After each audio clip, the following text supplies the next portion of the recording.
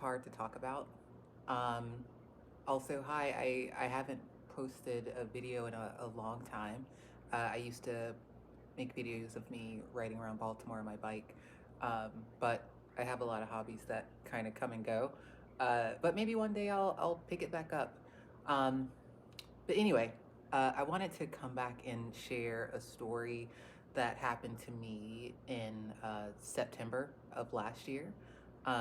It's taken a long time for me to, I guess, tell this story because I don't know, when you go through something, there's a lot of times where you feel like it's your fault, but obviously it's definitely not my fault. I'm sharing this because I first want to um, get my story out and to also maybe make people think before they act, I guess, and I guess to also spread some awareness about what it means to be a cyclist uh, in a city. Um, I live in Baltimore. But yeah, I will get into it. Um, my name's Gray, and yeah, so this has taken me 9 months to talk about. This happened in September the 28th of last year. So I was taking my lunch break around 3 o'clock p.m. And one way that I do that is I'll go and do a loop around the city. Um, in my letter, I put that I have been a cyclist for about 3 or 4 years, maybe. So I know that route really well. So, uh, yeah, so I was at the intersection of West Franklin and Cathedral Street, and I was going up the hill near Enoch Pratt Library, coming away from the Walters. So I was going towards the harbor. And I was in the bike lane. We have really nice protected bike lanes here in Baltimore. So I was at the red light in the bike lane, and when a light turned green, I had the right of way. I was going straight to try to cross in front of the Enoch Pratt Library, heading south. So before I could finish crossing the intersection, I noticed a car on my left that was trying to make an illegal turn on the red light because again we had the right of way, the people that were all going left. Um, so I didn't really have any time to react. If you've been in any kind of crashes, I wonder if this is common. You just kind of think this is kind of happening. I don't have any time to react to this, and I hope it doesn't hurt as much as I'm afraid of it kind of hurting.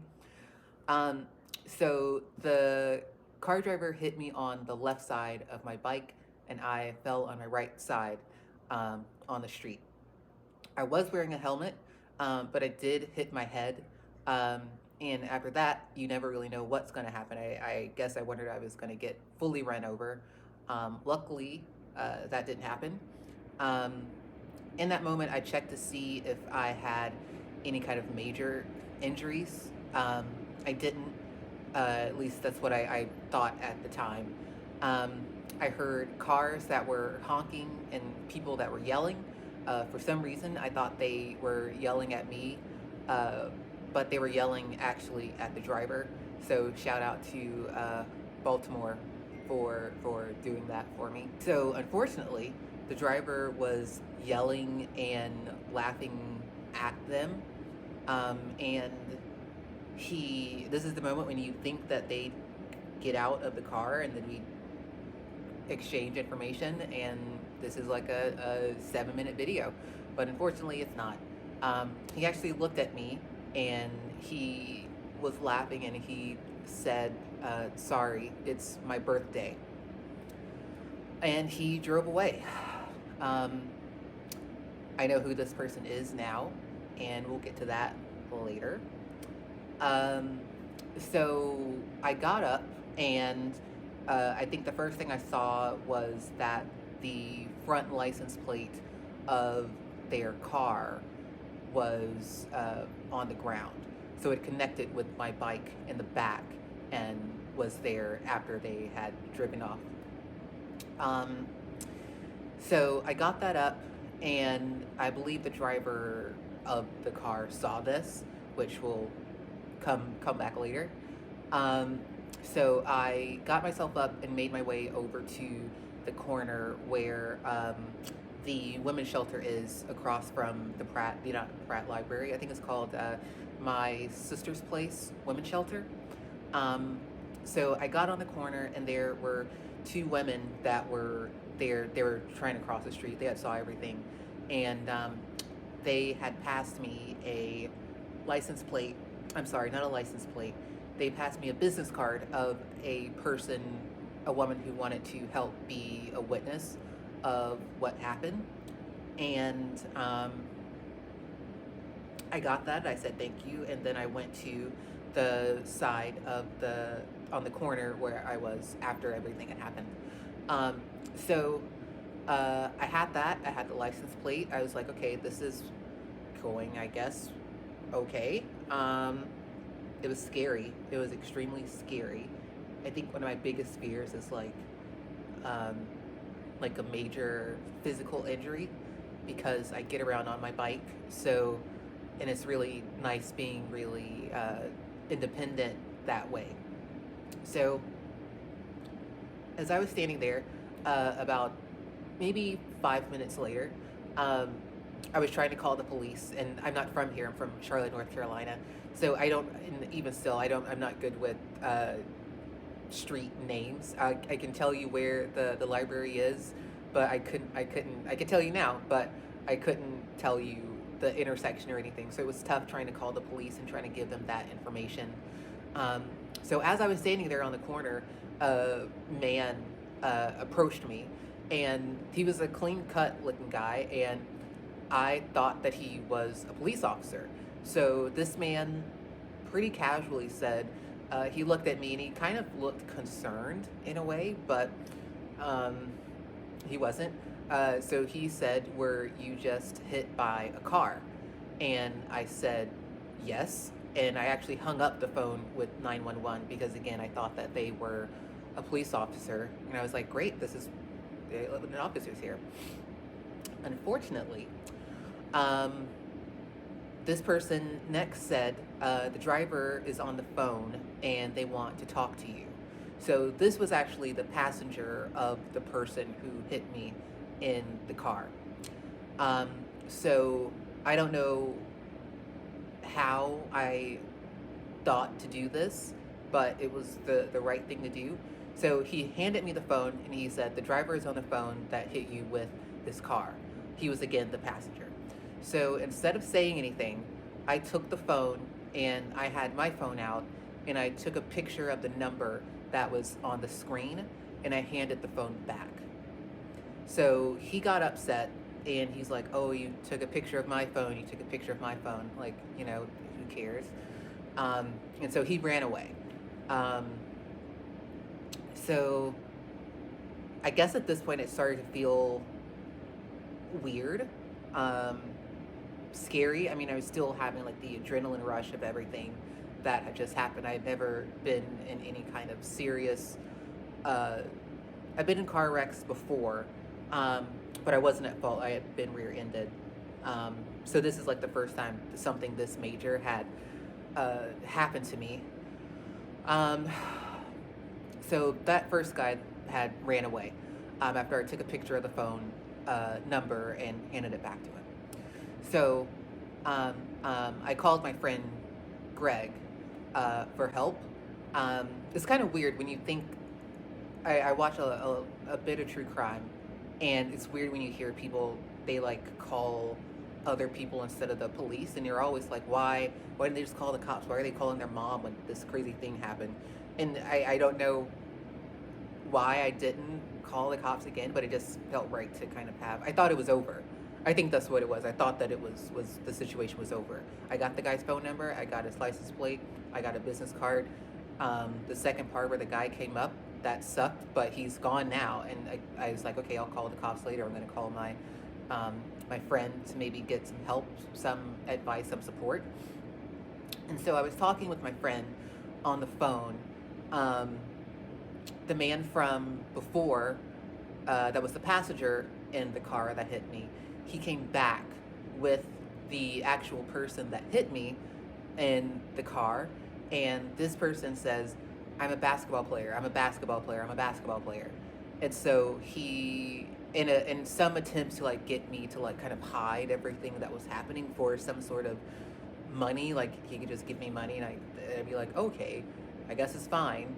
Um, that didn't happen. So he used this like bat, kind of like what you would see in like basketball games, to kind of push me away. And he snatched the license plate, and I believe he also snatched the business card of the person who wanted to help, who wanted to be a witness, because it wasn't there when I came back with the police. So I did have a book bag with me at this time. You would think just put the license plate in the book bag and get somewhere to safety. Again, I didn't have the book bag with me because I was just going on a workout. It was going to take like maybe 30 minutes, and I was going to be back home. I don't really need to carry anything. I have like a little pouch in front of my bag that I keep my phone and my keys, maybe some chapstick in, ID and card, but that's about it. Um, so, uh, so yeah, he runs up against me and says he's a basketball player, all of this stuff, and he snatches the license plate and again the business card of the person who wanted to help from the beginning. So, with the license plate in his hands, he stood in front of me, repeating that he was a basketball player. I feel like that's literally all he said, was that he was a basketball player. And so at this time, I had my phone with me, so I was just standing there, just like taking pictures and pictures and pictures of him, just trying to hide everything up. So I have like 10 pictures of him standing there, holding the license plate, grabbing at the phone, which is kind of scary. And so I guess once he realized that it wasn't going to work or whatever, him and his passenger ran away. And at this time, I'm still on the phone with my friend, Greg. And when I didn't hang up. So when I returned to speak with him, my friend Greg was like, "This man sounds desperate and you need to get somewhere safe." And so again, I was in front of the women's shelter, and I rolled my bike into the alleyway that's across from the library, and I felt like I needed to actually get somewhere that was a bit safer. So I actually went inside because I knew that they hopefully didn't allow any men inside. So I get in the women's shelter, and of course they were really nice, and I asked for help. Again, they were called My Sister's Place Women's Shelter, across from the library in Baltimore. And they offered me water, and I felt like I could call the cops. And again, so once the police arrived, I showed them the pictures that I took, and I could tell that they were happy that I had so many pictures of everything. Again, the phone number, his license plate, him just standing there. They were easily able to look him up. I was worried at one point because it wasn't his car that he was driving, I don't think. And so I was like, shit, this person's gonna like not get caught because they can't find this license plate. It doesn't matter anymore. But somehow, I think it may have been through the phone number or something, they had some sort of connection where they immediately and pretty easily looked him up. I told the officers that the only thing that, before they told me who he was and everything, I was like, yeah, I have this picture. And I told the officers that the only thing that he told me was that it was his birthday. And the cops looked at me and said, wow, it is his birthday. And then that's who we found out who the guy was.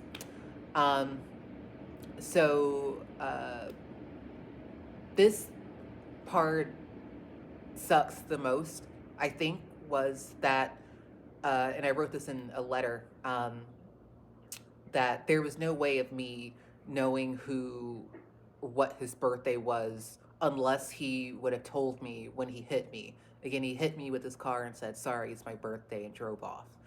Um, because I'm not from Baltimore. I moved here in about 2018. Um, and so, yeah, I wouldn't have any way of knowing this before the cops had confirmed that information. Um, so around this time, my friend had arrived at the women's shelter, and he gave the information that he heard on the phone, and he's gonna help be a witness. And I saw him do that whenever the paramedics were there, and they wrapped my arm up and asked if I was okay and everything. The next day, I went to urgent care for help with concussion. I had to get a tetanus shot, and I got some road rash on my arm. Um, and yeah, that's pretty much it. The person hit me, said it was his birthday, had his friend, I guess, come back and try to get me to talk on the phone with them. I said no to that, and I just took a picture of the number, and then they come back again and they take the license plate and the business card. And it's been tough. These past 9 months have felt very lonely, I think, because when people hear that I got hit by a car, I think they only think that it was a just a one incident and then that's it. But it happened almost in like three parts. So this is where we get to who this person is. Um, so his name is Aquille James Floyd Carr, Carr. And they play for a team called the Reading Rebels somewhere in Pennsylvania. It's I believe, a group from the basketball league. It's like a minor league game thing. Um, so yeah, and now I can see that he has a warrant out for his arrests. Four of them. One is driving without a required license because he wasn't supposed to be driving in the first place. Second is driving without insurance. The third one is a little weird. It's like a driving a car that you knowingly didn't have insurance over or something like that. And the last one is, of course, failure to remain at a crash and provide the documents that you're supposed to leave with the victim at that point. Um, so, yeah, I guess that's kind of where everything is now. I want to use this story to make things better. I feel like I have so much anger from this, and I want to have something positive come out of this. Um, I don't know if I want to use this for making streets better or just to tell my story or to maybe even share what to do after you're hit by a car, what not to do, what to do, something. Um, yeah, I think that's kind of all I had to say. I hope that everyone's okay out there and they're having good time riding. We're in June, so the weather's been really nice in Baltimore. Um, I don't know why it's taken this long for a warrant to be shown online, but I'm assuming they had a warrant from September the 28th, which is what it looks like. I think it's just taken a long time for me to actually see it, which has been really sucky because you never know. I felt like nothing was happening for 9 months because I'm a kind of person that, like, I need to see something online. I need to see something online. Um, but now I have that and I feel really confident. I feel sometimes you feel like you're crazy because you're like, did this actually happen? Is this the guy? Um, which it is. It obviously is. Like, he had Instagram pictures of him on his birthday in the same outfit. Pretty much everything. there's pictures that I took that I don't remember taking. I don't remember taking the three pictures that show him riding away at the beginning. Um, yeah, it's just a lot, and I don't know how to wrap these up. Be safe. Assume that the driver may probably do something wrong, and uh, I guess navigate from there. But no, I guess yeah. The last thing that I want to say is just uh, be careful. But I mean, I was being careful. I didn't do anything wrong. I didn't want any of this to happen. Why would I want any of this to happen? Um, right now, I'm just happy that I have all the pictures, and I have there's footage of it happening on street cameras, but they only caught the end of it. But at the end of the day, it almost is like it doesn't matter at all because I kind of captured everything just with my phone. Uh, yeah. All right. Uh, yeah. Stay safe, and I'll be posting some follow-ups hopefully whenever that happens. All right. Bye.